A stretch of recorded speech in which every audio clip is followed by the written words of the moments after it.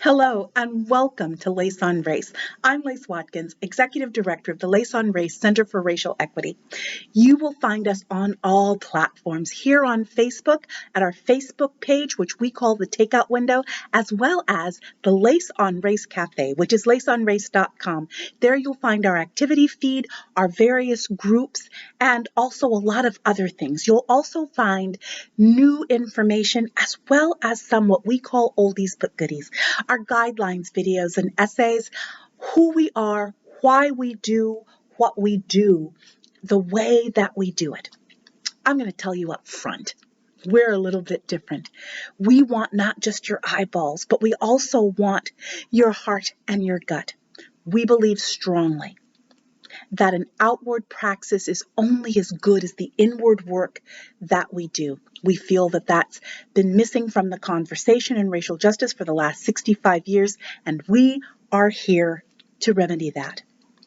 That means that we are going to be asking you for different things. For one thing, we're going to be asking you to work on 2 tracks: how you act out in the world and how your internal state, who you are inside, drives that. We want you to learn as much as you can, but we don't just want you to learn it for the sake of learning it. We want you to learn it in service to what we call our North Star: lessening and mitigating the harm endured by Black and Brown people, perpetuated by white people and white supremacy. I'm going to tell you up front, you're not going to do that in 2 days or 2 weeks or even 2 months. There are going to be some scripts and schemas and patterns that you have learned throughout your life as to how to be in the world as a racialized person, and every single one of you is. I certainly am. So is every one of my staff and leadership team. So are all of the rest of the community of Lace on Race. We want you to learn how not just to engage, but how to engage well, how to learn how to stay in the car with people. I'm going to tell you something. We bring you in on race, but we strongly feel that the path to a racial justice praxis that has durability, staying power, heft, and sustainability is an inside job. We will walk with you every step of the way. But first, we want you to take a look at our guidelines, and then we want you to take a look at our 6 tenets, which is the foundation of who we are at Lace on Race. And yes, you're going to have questions. Why are oranges so important to Lace on Race? You're going to ask that, and we've got an answer. You're going to ask, what does lean in, dig deep, plant roots, grow up and in to grow out? What does that mean, and what does it have to do with racial justice? You are going to learn, if you allow us to walk with you, you are going to learn about what we call applied relational ethics, how to do relationships, one-on-one relationships to be sure, but also relationships within groups, like in your workplaces, in your places of worship, in your families. We know that a lot of you are coming from a racial justice background. Welcome. We want to help you do it, perhaps a little bit differently and a little bit better. One of the criticisms, because we have some, we are new people doing new things in new ways. And because of that, we're asking people to stretch and test muscles that they haven't before. One of the criticisms that we get is people say, Lace, you're asking us to change. And my answer is, you betcha! I do want change. There's something that everyone says, you've probably seen it in a meme on Facebook that says, everybody wants change, but nobody wants to change. We need to learn how to engage in dialogue with what we call Hesed. It's a term that speaks of a durable, no-nonsense, muscular kind of love. You're going to learn this here. You're going to learn how we hold accountable. And that's an essay that I'm going to be writing this week, but I'm going to give you a sneak peek right now. A lot of times when people talk about holding people accountable, they're all about the accountability part. They're all about calling people out when maybe they should be calling people in and calling people with and calling people alongside. But they're all about calling people out. But we say that phrase, and both of those words are important. Hold accountable. Absolute accountability. In service to North Star ethos. Absolute holding. Because we believe something else. We believe that you cannot do racial justice work in a vacuum. You can't do it alone. I certainly don't. One of the reasons that I founded Lace on Race almost 4 years ago, if you can believe it, is because while there was amazing work going on with amazing content creators and public intellectuals and thinkers and writers, people weren't always coming to it with their best.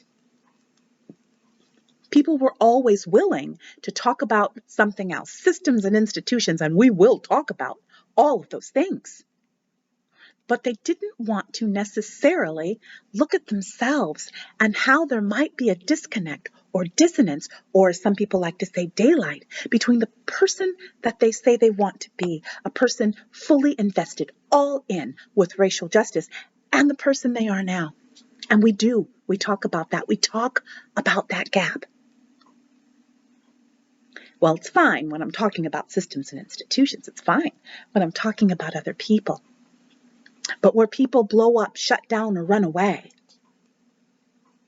is when they feel convicted, which is why we talk about things that you might not see talked about in other racial justice spaces, like shame, like toxic shame as opposed to clean shame, like conviction, like course correction, like winning and losing strategies that, when applied well and consistently, will help you in every bit of your life. Except I have to say this part too. Done well and consistently and reliably and relentlessly, you will change. I guarantee it. I myself have changed in 4 years of doing this very focused work, even with my 35 prior years of social justice work and political work and faith-based work, both grassroots and institutional.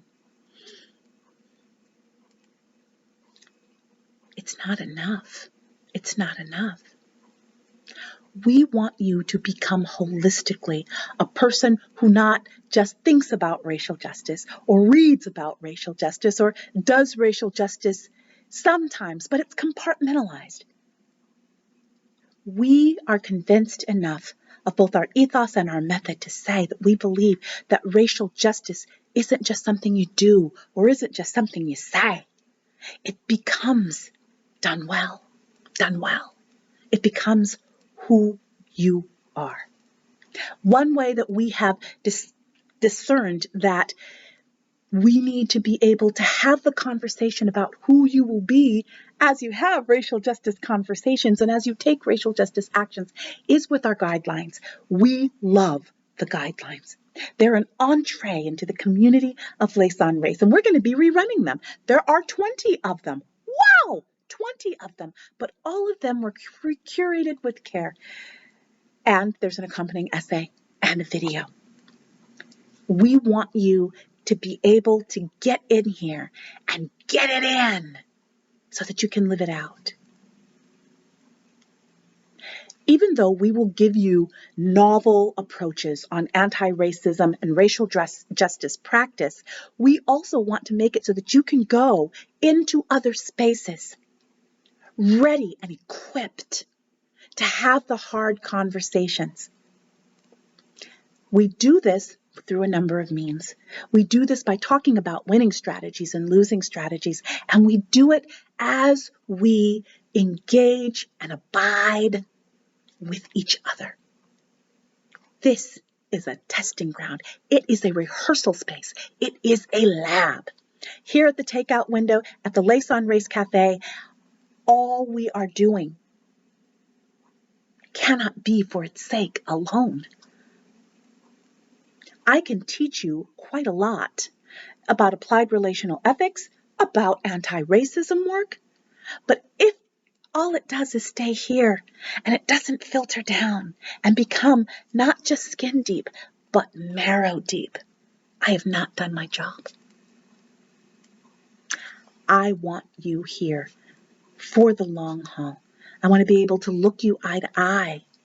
I want to be able to mix it up with you on the boards because that's how learning happens, not just by spectating. So I need to say this before I go. You are welcome. You are welcome.